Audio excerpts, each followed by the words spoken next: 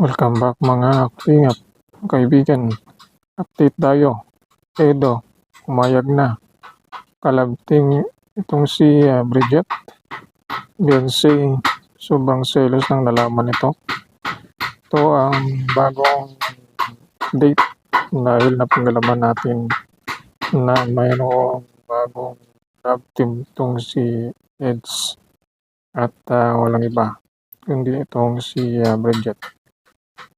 Napagalaman na patok dito po sa mga solid kalingap at mga solid Edo supporters itong tambalang Edo at Bridget na sila ngayon na naman ang karamihan kung sakaling ituloy itong love team ni Edo at Bridget at mukhang deserving naman itong si Bridget na maging love team ni Edo at maraming netizen ang nagsasabi na ito ay magandang oportunidad para kay Bridget para matulungan naman sa kanyang pag-aaral at makapagtaguyod sa kanyang pamilya. At sinabi ng iba na mas okay ito kumpara doon kay Beyonce para makalimot itong si Eds sa mga nangyayari. At bilang ka-love team, alam naman natin na ito ay trabaho at walang personalan na mangyayari kung magkagustuhan man. Ang bawat isa sa kanila ay nasa kanila ngayon. At sinabi nila na maging ganti ito kay Beyonce na hindi deserving, hindi umano sa pag-love team kay Edo na ungrateful ang sabi nila sa mga nangyayari ginawa ng kalingap sa kanila ay gano'n na lamang ang sinukli doon po sa kalingap.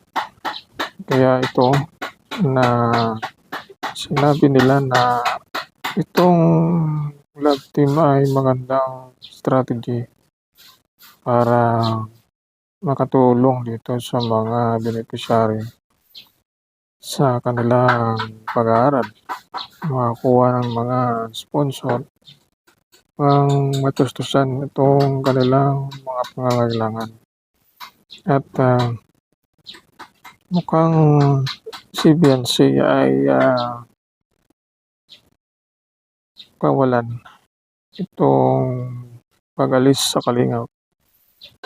Kahit pa sabihin na siya ay nagsusulo na ngayon sa kanyang YouTube channel, pero iba pa rin ang dating kung siya ay nasa kalingap. Siguro, pag malaman ito ni Beyonce ay sobrang selos nito kung malaman niya na may ka-love team na muli itong si Edo. Alam natin na ito ay kanyang ginusto at siya ay walang limitasyon sa kanyang sarili upang maprotektahan itong kanyang damdamin ay nasaktan ng lubos itong si Beyonce na sana ay na karoon siya ng malawak na pag-unawa sa mga nangyayari. Kaya maraming pabor dito sa love team ni Edo at Bridget. Mukhang bagay naman at magkamuka ang dalawa. At mukhang patok ito sa mga viewers kung sakaling magkaroon ng collab team si Edo. Sabi nila ay magpahinga na lang sa love team si Eds.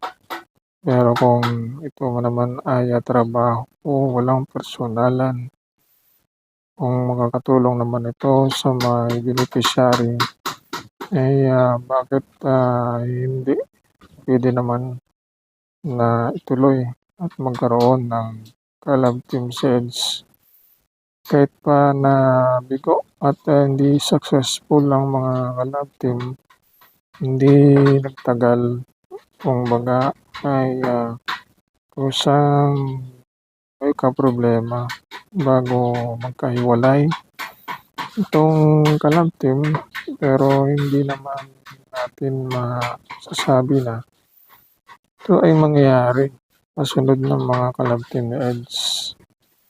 Nagkataon lang siguro na mga kapartner ni Edo ay kusang winakwak na mga sponsor.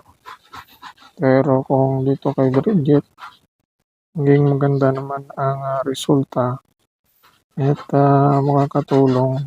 Mukhang mabait naman ito si Bridget at mapagkatiwalaan. Namang pwedeng i-push itong love team na ito. Maganda rin ito strategy, nasa legal age na rin itong si Bridget at wala nang question dito sa edad kung minor pa o hindi at pwede na itambal ito kahit ahead si Edo ng ilang taon, ay walang problema at hindi naman halata sa mukha ni Eds na matured kumpara kay Bridget. Si babyface itong si Edo at bagay naman kung sakaling sila ay magka-love team. Ang may aabangan ng mga netizen,